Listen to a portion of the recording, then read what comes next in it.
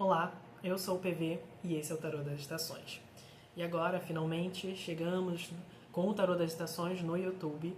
Eu espero que vocês gostem aqui, que a gente vai construir junto essa comunidade. Para explicar, né, como é que vai funcionar, a gente vai inicialmente trazer leituras para os signos, aquelas leituras coletivas, e por serem coletivas, elas não têm como ressoar com todo mundo, então não force nada, adapte apenas aquilo que ressoar e adapte para a sua realidade, tá bom? Se não ressoar, tá tudo bem também, vai chegar em quem tem que chegar. Você veio aqui, né? Hoje a gente vai ler para Sagitário, né? Sagitarianos, Sagitarianas, talvez seja o seu signo solar, mas talvez você gostaria também de ter leituras, informações complementares nas suas outras casas zodiacais, né? Como por exemplo seu ascendente, sua lua, sua Vênus.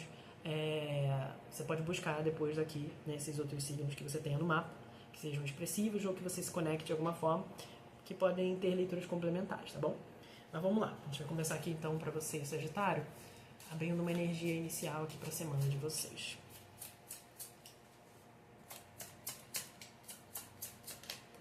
Temperança, carta da temperança.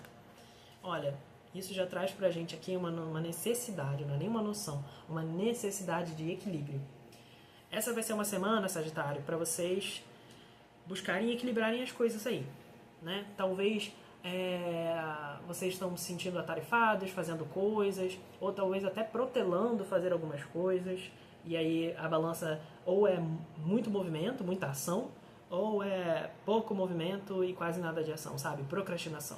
Então precisa ter um caminho do meio aí. A gente não vai sair daqui, né, da procrastinação e ir direto para ser a pessoa mais produtiva do mundo e até mesmo descambando num excesso disso, virando, sei lá, um workaholic, uma pessoa que está ali o tempo todo produzindo e não consegue parar e descansar, e a ansiedade é mil também, né, envolvida nisso.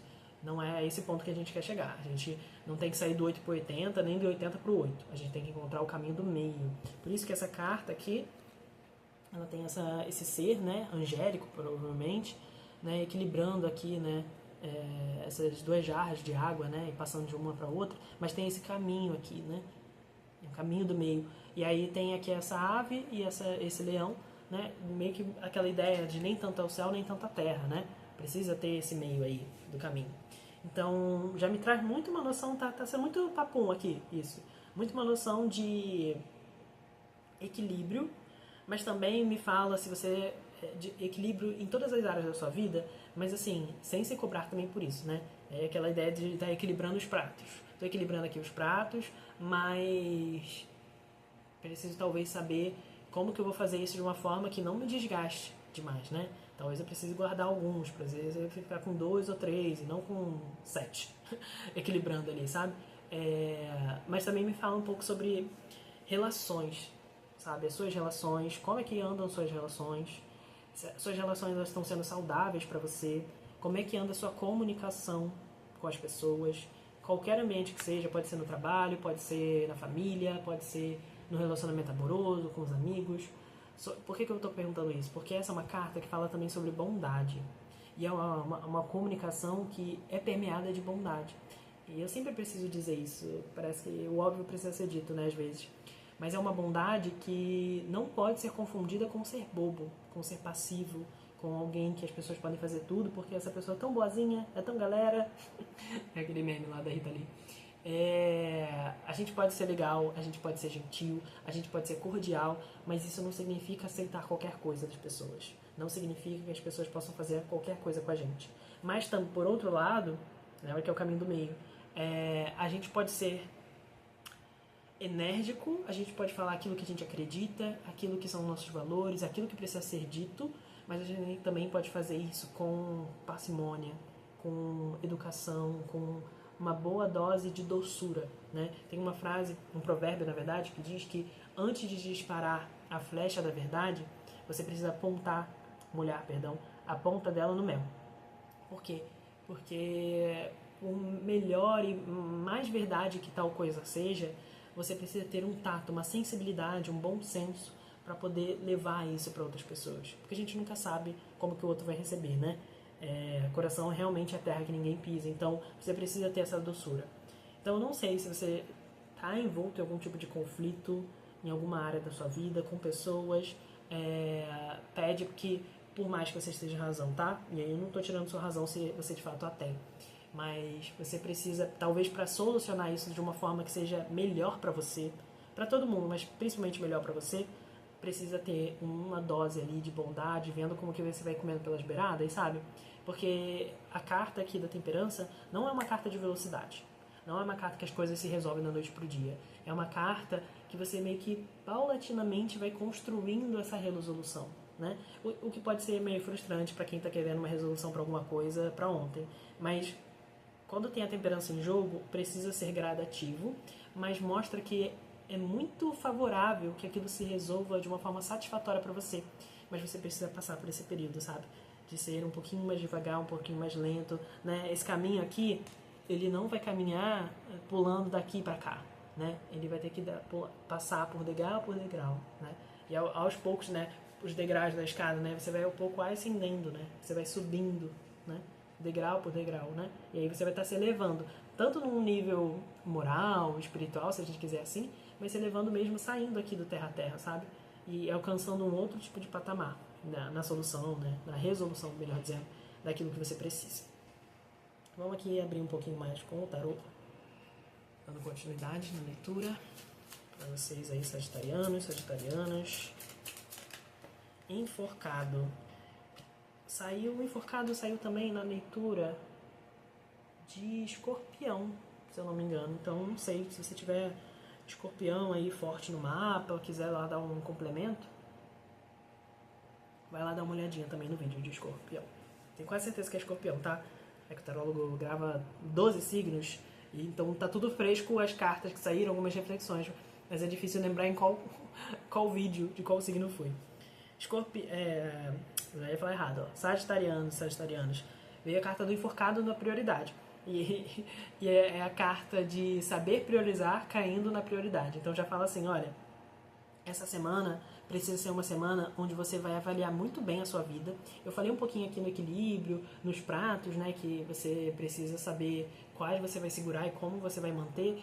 E é exatamente isso que o enforcado está pedindo. Ele traz muito essa noção de a gente saber priorizar o que é importante na nossa vida. Principalmente porque ele é o arcano 12.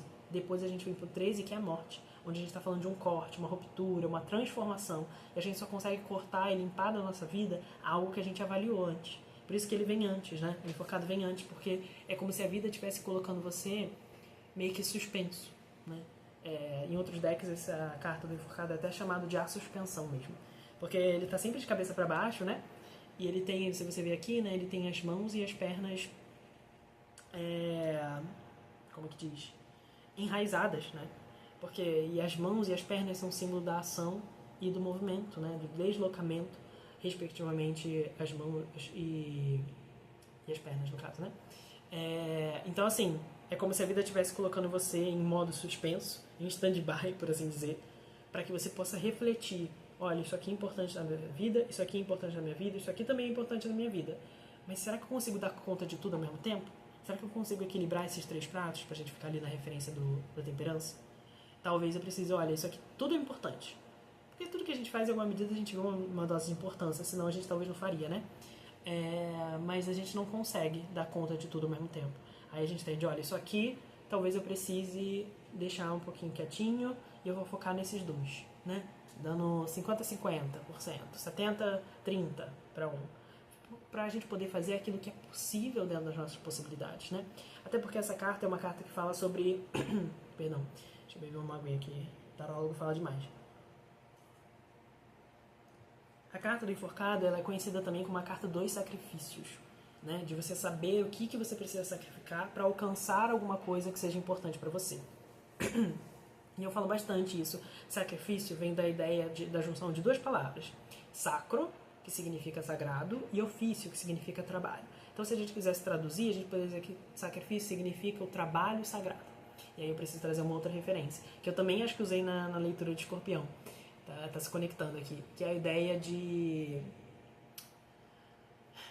Um antropólogo chamado Mircea Eliade, ele dizia que sagrado era a função de dar sentido. Então, se a gente pensar que o sacrifício é um trabalho sagrado e o sagrado é a função de dar sentido, a gente vai entender que qualquer coisa que a gente coloque importância, intenção, propósito, se torna sagrado e importante pra gente.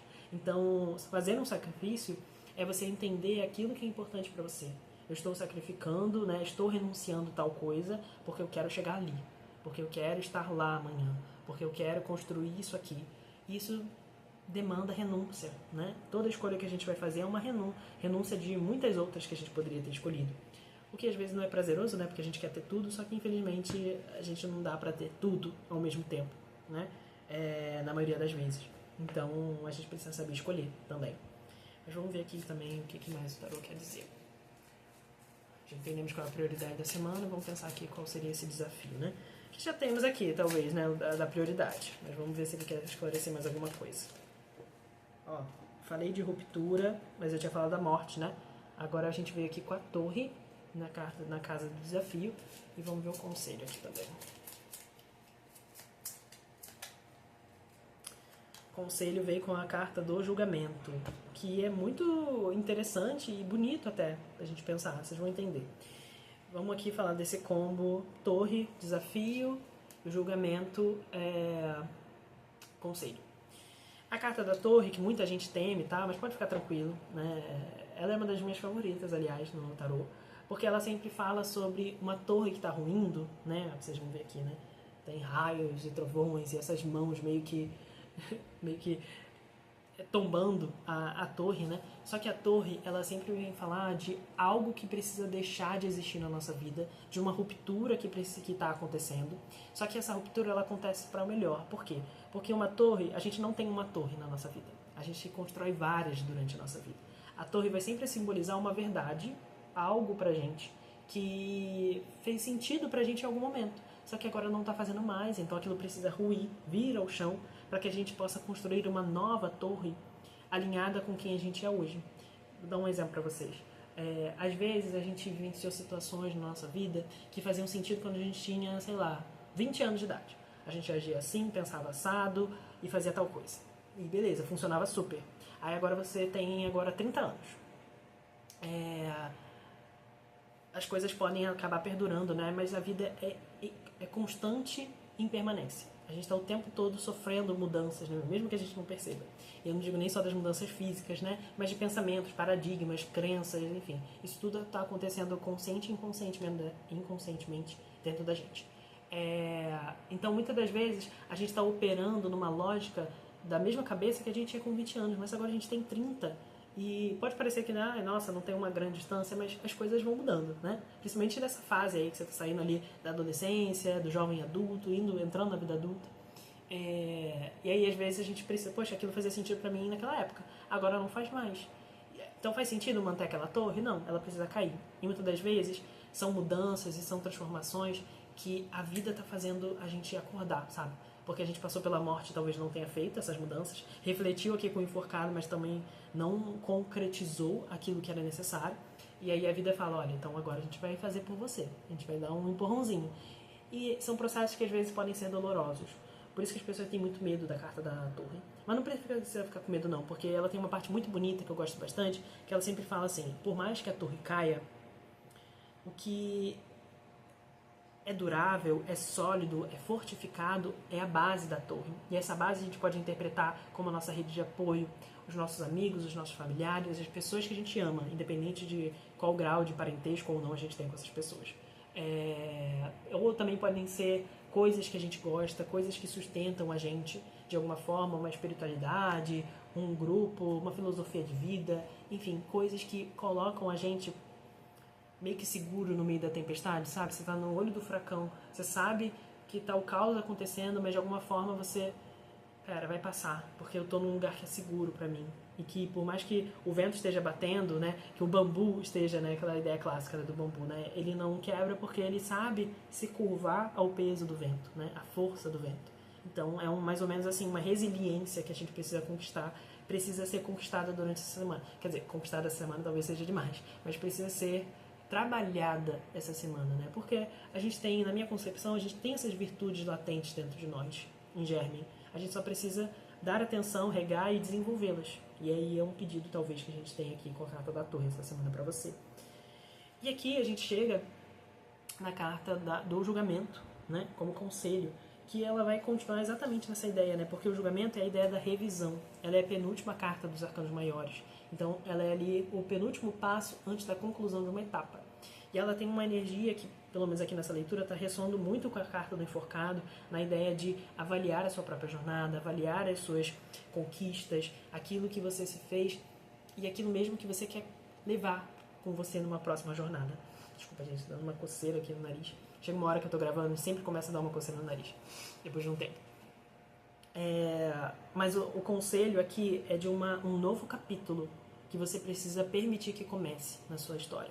Eu gosto muito de pensar, é como se você estivesse lendo um livro que é muito bom. Você está adorando ler aquele livro. E aí, acho que todo mundo tem um pouquinho dessa experiência, quem gosta de ler. Porque chega um momento onde você acaba se sentindo meio... Poxa, eu não quero terminar esse livro. Eu vou demorar o máximo possível porque não quero terminar esse livro. Só que esse livro é o livro da sua vida. Você tem como adiar. Por mais que você goste daquele capítulo, você não pode impedir que novos capítulos comecem. Né? Você quer muito passar para o próximo, mas você está fixado ali na última página do capítulo anterior. Então é preciso construir isso dentro de você. Essa resiliência, mas também essa permissão para a vida continuar agindo, para a vida continuar te trazendo novas oportunidades e novos capítulos começarem para você. Enfim, sagitarianos e sagitarianas, essa é a leitura para vocês. Espero que tenha feito sentido, espero que vocês gostem. Indiquem, compartilhem, curtam o vídeo, comentem aqui se fez algum sentido e compartilhem para outros sagitarianos, sagitarianas, mas também com pessoas que não precisam ser do signo, mas vocês sentem que vocês lembraram dela durante a leitura, que essa história aqui possa fazer sentido para elas também. Um grande beijo para vocês e a gente se vê nos próximos vídeos. Tchau, tchau.